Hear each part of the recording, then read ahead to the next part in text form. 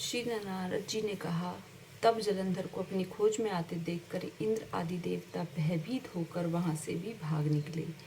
भागकर वह बैकुंठ से भगवान विष्णु के पास पहुंचे। फिर देवताओं ने अपनी रक्षा के लिए उनकी स्तुति की। देवताओं की उस दीन वाणी को सुनकर करुणा सागर भगवान विष्णु ने उनसे कहा, देवताओं तुम भय को त्याग दो, युद्ध में मैं शीघ्र ही उसे जलंधर को देखूंगा। ऐसा कहने के साथ ही भगवान गरुड़ पर जा बैठे। तब देवताओं सहित उन्हें युद्ध क्षेत्र की ओर प्रयाण करते हुए देख समुद्र नया लक्ष्मी के नेत्रों में जल भराया और उन्होंने कहा, हे नाथ, यदि मैं सर्वदा आपकी प्रिय हूँ और भक्त हूँ तो मेरा भाई आप द्वारा युद्ध में कैसे मारा जाना चाहिए। इस पर भगवान विष्णु ने कहा, यदि तुम्हारी ऐसी ही प्रीति है तो मैं उसे अपने हाथों से नहीं मारूंगा, परंतु युद्ध में तो जाऊंगा ही, क्योंकि देवताओं ने मेरी बड़ी स्तुति की है। ऐसा कहकर शंख चक्र गदा पद्मधारी भगवान विष्णु गरुड़ पर चढ़े हुए शीघ्र ही युद्ध के उस स्थान पर जा पहुंचे जहां पर की जलंधर विद्यमान था। विष्णु के तेज से अर्पित देवता सिंहनाद करने लगे। फिर तो अरुण के अनुज गरुड़ के पंखों की प्रबल वायु से पीड़ित हो दैत्य इस प्रकार घूमने लगे जैसे आंधी से बादल आकाश में घूमते हैं। तब अपने वीर दैत्यों को पीड़ित होते देखकर जलंधर ने क्रुद्ध होकर भगवान विष्णु को अद्भुत वचन कहकर उन पर कठोर आक्रमण किया। यहाँ से आगे की वार्ता वर्षा ऋतु की संपत्ति की द्योतक है। नारद जी बोले, दैत्यों की तीक्ष्ण प्रहारों से व्याकुल देवता इधर उधर भागने लगे। तब इंद्र आदि को इस प्रकार भयभीत देखकर गरुड़ पर चढ़े भगवान युद्ध में आगे बढ़े। उन्होंने अपना सारंग नामक धनुष उठाकर बड़े जोर से टंकोर किया। त्रिलोकी शब्दित हो गई। पल मात्र में ही भगवान विष्णु ने हजार दैत्यों के सिर काट गिराए। यह देखकर जलंधर के क्रोध की सीमा न रही। फिर तो भगवान विष्णु और जलंधर का महान संग्राम हुआ।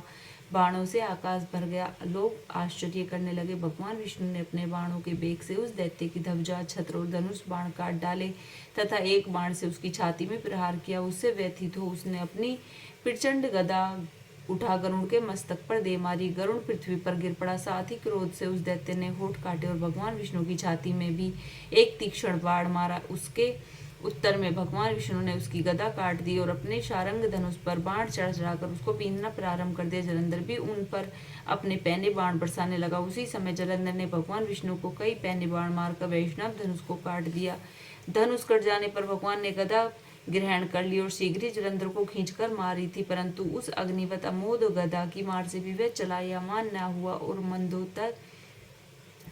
मंदोन्मत हाथी के समान उसे यानी गदा की मार को फूल की माला ही जाना। साथ ही उस युद्ध दुर्मुख में अंतत ही क्रुद्ध होकर एक अग्निमुख त्रिशूल उठाकर विष्णु पर छोड़ दिया। भगवान विष्णु के ने शिव के चरणों का स्मरण कर नंदक नामक त्रिशूल से उसके त्रिशूल को छेद दिया। जलंधर ने झटक कर भगवान विष्णु की छाती में एक मुष्टि मारी। उसके उत्तर में भगवान विष्णु ने भी उसकी छाती पर मुष्टिका का प्रहार किया। फिर दोनों घुटने टेक कर बाहों और मुष्टकों से बाहु युद्ध करने लगे। कितनी ही देर भगवान विष्णु उसके साथ युद्ध करते रहे, कुछ भ्रमित से हो गए। तब सर्वश्रेष्ठ मायावी भगवान उस दैत्यराज से मेघवाणी में बोले, हे रण दुर्गम दैत्य श्रेष्ठ, तू धन्य है जो इस महायुद्ध में इतने बड़े बड़े आयुधों से भी भयभीत न हुआ। तेरे इस युद्ध से मैं बड़ा प्रसन्न हूँ। तू जो चाहे मांग, मैं अदेय वस्तु भी आज तुझको दे दूंगा। मायावी भगवान विष्णु की ऐसी वाणी सुनकर जलंधर ने कहा, हे भावुक, यदि आप मुझ पर प्रसन्न हो तो यह वर दीजिए कि आप मेरी बहन के साथ तथा अपने सारे कुटुंबियों सहित मेरे घर पर निवास करेंगे। नारद जी कहते हैं, उसके ऐसे वचन सुनकर भगवान विष्णु को खेद तो हुआ, किंतु उसी क्षण वे देवेश में तथास्तु कह दिया। अब भगवान विष्णु सब देवताओं के साथ जलंधरपुर में जाकर निवास करने लगे। जलंधर अपनी बहन लक्ष्मी और देवताओं सहित भगवान विष्णु को वहां पाकर बड़ा प्रसन्न हुआ। फिर तो देवताओं के पास जो रतन आदि थे उनके स्थानों पर दैत्यों को स्थापित कर जलंधर पृथ्वी पर आया। निशुंभ को पाताल में स्थापित कर दिया और देव दानव यज्ञ गंधर्व सर्प राक्षस मनुष्य आदि सबको अपना वशीवर्ती बनाकर त्रिभुवन पर शासन करने लगा। अपने धर्मानुसार सुपुत्रों के समान प्रजा का पालन किया। उसके धर्मराज में सभी सुखी थे। नारद जी बोले, हे राजन, तब उसको इस प्रकार धर्म पूर्वक राज्य करते देखकर देवता शुद्ध हो गए। उन्होंने दया धी देव भगवान शंकर का मन में स्मरण करना आरंभ कर दिया। कितने ही प्रकार से स्तुति की। तब भक्तों की कामना पूर्ण करने वाले भगवान शंकर ने नारद जी को बुलाकर देव कार्य करने की इच्छा से उनको देवपुरी भेजा। शंकर भक्त नारद भगवान शंकर की आज्ञा से देवपुरी में गए।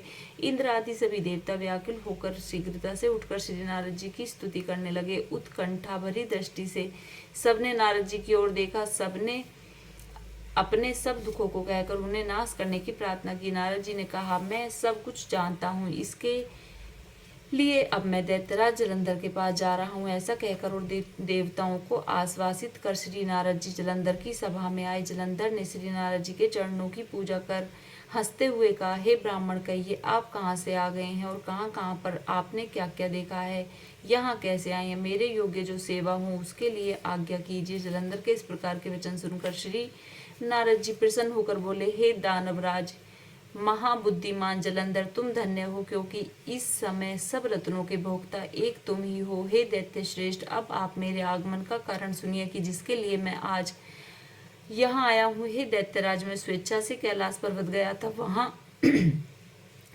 जहाँ 10,000 योजना में कल्प वृक्ष का वन था, वहां पर मैंने सैकड़ों कामधेनुओं को विचरते हुए देखा तथा यह देखा कि मन चिंतामणि से प्रकाशित परम दिव्य अद्भुत और सब सरुण में मैंने वहां पार्वती के साथ स्थित शंकर को भी देखा तथा स्वांग सुंदर गौरव वर्ण त्रिनेत्र और मस्तक पर चंद्रमा धारण किए हुए हैं। यह देखकर मुझे बड़ा आश्चर्य हुआ कि इनके समान स्मृतिशाली त्रिलोकी में कोई और है ही नहीं। हे दैत्येंद्र, उसी समय मुझे तुम्हारी भी स्मृति का स्मरण हो आया। उसे देखने की इच्छा से मैं तुम्हारे पास चला आया हूँ। यह सुनकर जलंधर को बड़ा हर्ष हुआ। उसने श्री नारद जी को अपनी सब स्मृति दिखला दी।